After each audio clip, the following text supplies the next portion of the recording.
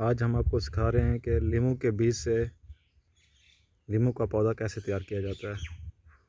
सबसे पहले आप लीमू का बीज लेंगे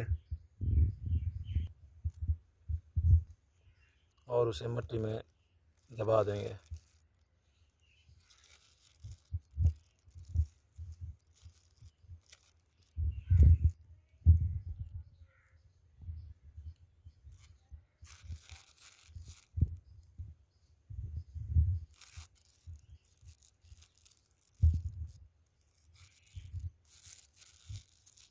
मिट्टी से कवर कर देना है।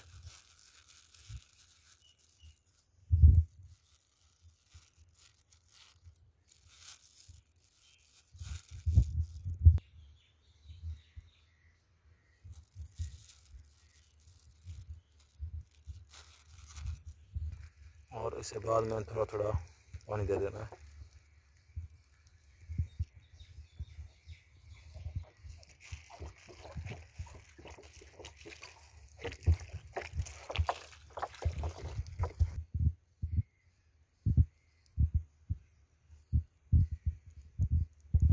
तकरीबन 30 से 40 दिन के दरमियान आपको इस तरह का बीज से तैयार पौधा मिलेगा।